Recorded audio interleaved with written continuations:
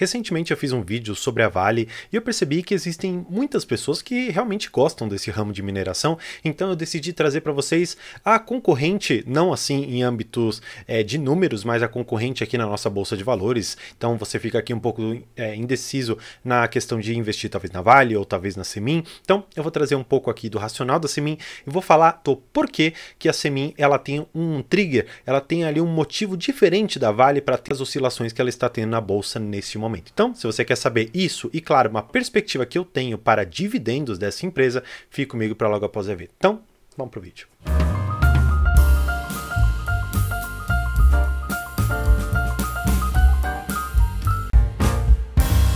Bem, antes eu não poderia deixar de agradecer vocês, alcançamos aqui os 2.000 inscritos, eu agradeço muito a todos vocês e como prometido eu vou fazer uma live que eu vou falar sobre diversos temas a respeito do mercado financeiro, um pouco de psicologia ali financeira, vou trabalhar um pouco também a respeito de carteira de investimentos e vou deixar aqui aberto o chat para analisar a carteira de vocês, claro. Quem quiser colocar ali um pouco dos ativos que tem, ou colocar uma ação ou um fundo imobiliário específico para eu fazer uma análise, para eu comentar, para eu, vamos dizer assim, dar meu pitaco a respeito do que eu acho de cada um desses. Mas, indo direto aqui para o tema que eu trouxe para vocês, os resultados trimestrais aqui da CSN Mineração. Claro, eu não vou passar detalhe por detalhe, até porque eu tenho um vídeo que eu fiz a respeito dos resultados dela, então vou deixar também aqui no card caso você tenha interesse, mas eu quero passar para alguns dados que eu avaliei ali na Vale e que eu acredito que são extremamente importantes você também saber deles aqui na Semin. Pois bem, a primeira coisa que eu acho interessante você saber é a questão da venda de minério.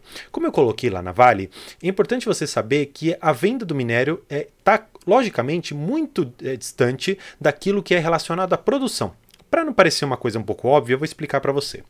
Quando você tem, por exemplo, a produção do minério, a gente está falando daquele minério que você extrai, aquele minério novo, que você pega lá da casa de pedra, que é especialmente ali onde a CSN tem a sua atuação mais forte, e ela retira aquele minério. Só que o que acontece? No mercado estrangeiro, especialmente para a China, que é onde a gente mais envia o minério, alguns momentos o preço ele não está tão interessante, de vez em quando a própria China ela não aceita aquele minério ou ela está reduzindo um pouco a demanda. Então a CSN, assim como a Vale, eles vão empilhando aquele monte de minérios que eles já retiraram para uma posterior venda ou para vender num lote maior para um determinado consumidor ali. Tanto é que não só a Vale tem um contrato, se eu não me engano, ali de fornecimento de níquel com a Tesla, mas a CSN, especialmente aqui na Semin, ela fez um contrato com uma empresa já em dólar para fornecer ali exatamente o minério de ferro, estabeleceram preços, determinaram ali um montante que eles querem fornecimento, então cada qual ali tem o seu player para qual vende ou para qual tem o negócio. Pois bem, depois que você enxerga que temos aqui a questão de produção e a questão de venda, é importante você enxergar esses dois itens importantes. Por quê? Quando você vê aqui na parte de venda de minério, você percebe que no primeiro TRI de 2023 nós tivemos 8.618.000 toneladas de minério de ferro. Então, em comparação com o primeiro trimestre, nós tivemos aqui quase 7 milhões de toneladas, aqui quase 10 milhões de toneladas, isso considerando o quarto TRI de 22, o primeiro de 23 e o primeiro também de 22, olhando, claro, que numa perspectiva macro, a gente está muito em linha, vamos dizer assim, com o que a própria empresa já vinha produzindo. Ela fica aqui na casa dos 7, 8, 9, a depender muito da demanda efetivamente que nós temos e sabendo que no quarto trimestre de 2022, não só o valor do minério de ferro estava extremamente alto, como a demanda chinesa foi, como foi para a Vale, foi para a Semin também muito alta. E é exatamente por isso que a gente vai passar para a parte do lucro líquido. Mas antes, só para vocês enxergarem aquilo que eu comentei de produção, olha só a diferença. Olhando do primeiro TRI de 22, nós subimos aqui 38%. E depois caímos apenas 4%. Então, diferentemente da Vale, que teve uma queda de quase 50% na sua produção, olhando trimestre contra trimestre, aqui na Semin nós temos um dado muito diferente, o que, de uma certa maneira, mostra uma estabilidade muito maior na Semin do que você encontra na Vale. Por que será desse movimento? Na verdade, eles colocam aqui algumas coisas, como o Plat da China, colocam aqui as rotas também do frete marítimo e colocam outras questões que, de uma certa maneira, beneficiaram ou, em algum momento, acabaram puxando um pouco as ações da Semin para baixo em relação ao seu lucro. Mas o que eu quero mostrar para vocês é a questão do lucro líquido. E exatamente essa é a parte que eu acredito que a Semin ela tem diferença muito grande da Vale. Se você for pegar aqui o lucro líquido, você vai perceber que no primeiro TRI de 23 lucraram 513 milhões. Olhando para o quarto TRI, que tanto para a Vale quanto para a Semin foi um trimestre extraordinário, eles lucraram aqui 871 milhões. Olhando aqui para o primeiro TRI de 22, 739, que também foi um trimestre muito bom, porque o minério de ferro estava sim em patamares ainda muito altos. O que você precisa enxergar dessas duas empresas que é extremamente importante para você avaliar se você deve ou não comprar tanto a Vale ou a Semin neste momento? Você deve indicar exatamente a commodity a qual ela está vinculada. Tanto é que aqui nesse gráfico eu fiz um comparativo entre o minério de ferro e a Vale. E aqui, o que eu comentei no vídeo passado, vocês vão perceber que tem exatamente essa correlação, enquanto um sobe, outro desce, e é sempre muito parelho. Agora, eu vou fazer um pouco diferente. Eu vou, ao invés de colocar aqui a Vale, eu vou colocar para vocês a Semin, para a gente fazer esse comparativo e enxergar como elas atuam diferente. E aí você vai perceber exatamente o que eu quero comentar com vocês. Por mais que haja aqui essa indicação de um vai subindo, outro também e tal, mas olha só como aqui tem esses gaps um pouco maiores. O que eu ouvi de muitas pessoas nesse momento? Que a Semin, claro, ela vai oscilar conforme o minério de ferro. No entanto, ela vai ter uma oscilação muito menor. Se você pegar o gráfico exclusivamente da Semin, aí eu vou até tentar abrir aqui para vocês. Deixa eu tirar aqui. Se você for pegar o gráfico da Semin, você vai perceber que não houve uma oscilação tão forte. Se você pegar aqui dessa mínima até a máxima aqui, subir 88%, imaginando que talvez possa ser muita coisa, não é, para o gráfico geral aqui da empresa, algo relevante. Por quê? Nessas mínimas aqui, não só a Vale deu diversas oportunidades, mas inúmeras empresas na bolsa deram. Por quê? Se você for pegar todo o histórico do Ibovespa, nesse momento aqui, que estou falando com vocês de outubro, até mais ou menos ali dezembro de 2022, a bolsa de valores chegou a patamares menores do que 100 mil pontos. Então existiram, e ainda existem na verdade, diversas empresas que estão dando boas oportunidades de entrada. Só que naquele momento tudo caiu. Então o minério de ferro caiu, o valor das empresas caiu, enfim, todo um patamar ali de preços, não só da commodity, mas também das ações, despencou. Então isso justifica esses preços menores. Só que vamos pegar algo um pouco mais na média, porque assim, de quase todas as pessoas que eu conheço que investem em Semin ou que investem em Vale, não conseguiram aproveitar esse momento mais conturbado e conseguiram, na verdade, aproveitar outras empresas que estavam com uma oportunidade muito mais clara de investimento e poderiam, no curto prazo, destravar um valor e trazer um ganho. O que, na verdade, alguns conseguiram, outros não, mas o que eu quero dizer é que muitas pessoas que eu conheço estão aqui com um preço médio na casa dos seus R$ 3,50, R$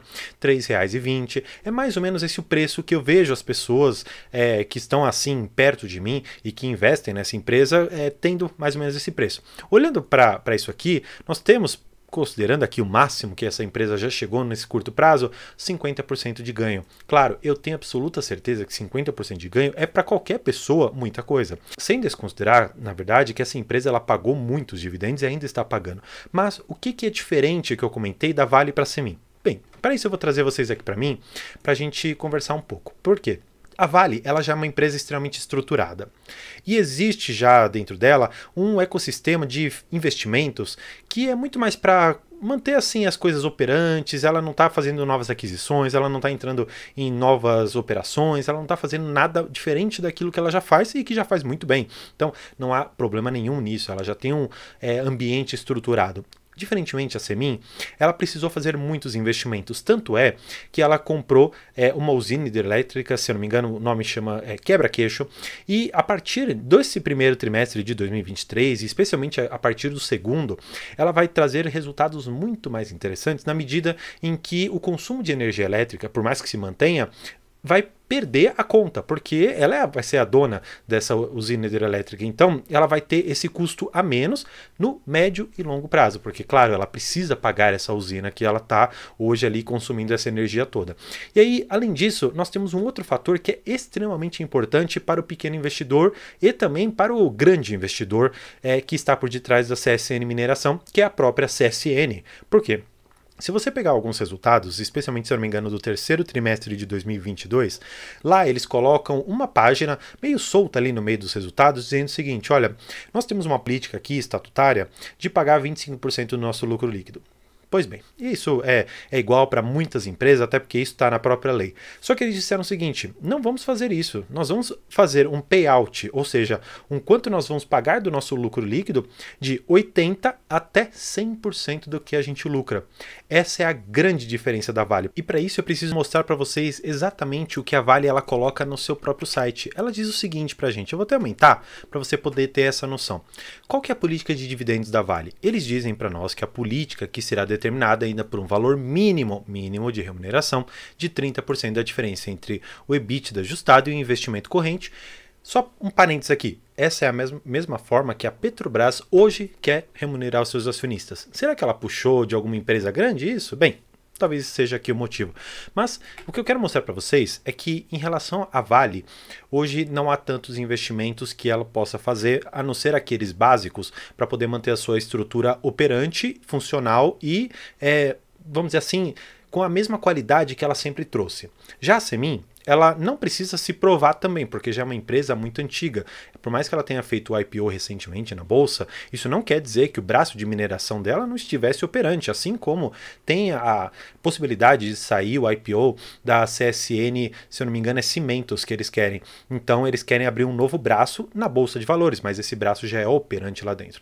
Então, olha só que interessante, a Vale, ela é uma empresa, vamos dizer assim, que ela não tem um controlador. Tanto é que muitas pessoas ali têm 10, 8, 9% do valor total ali das ações, mas, diferentemente, na própria CSN, o controlador, que é a CSN mesmo, ela quer os dividendos, para ela manter vamos dizer assim, a empresa mãe, que é a CSN, operante e recebendo o dividendo que ela já recebia antes. Só que por que ela fez esse IPO, então? Para ela captar mais dinheiro e conseguir colocar em operação diversas das ideias e estratégias que eles tinham. E é exatamente por isso que hoje, se eu pudesse opinar, eu diria para você que eu escolheria a Semin.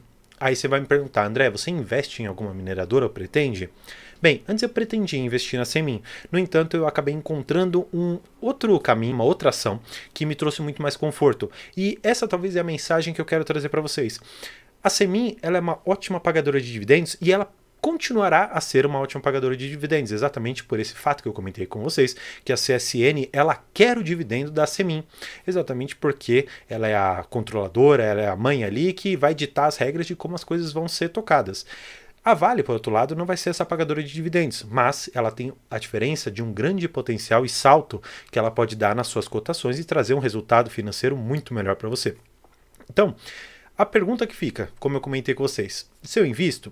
Não invisto em mineradora, por quê? Eu enxergo que para uma carteira de iniciante, e eu considero ainda a minha carteira bastante inicial, não é interessante eu colocar uma empresa de um setor cíclico, porque por mais que a ciclicidade desses setores permita que você tenha ótimos ganhos, como a Semin pagou mais de 20% de yield, a Vale ela conseguiu trazer para os seus acionistas não só como dividendos, mas como recompra de ações, um retorno magnífico, mas isso é esporádico, acontece a cada 2, 3, 5 anos, por exemplo, e não é aquela previsibilidade, aquela capacidade de você ter um certo dividendo que você fala, bem, hoje eu recebi R$1, então daqui a um tempinho eu vou receber talvez 90 centavos, eu vou receber 1,10, mas na Vale é assim, você recebeu 50 centavos e no ano seguinte você recebeu R$7, e aí no outro você recebeu 1,30.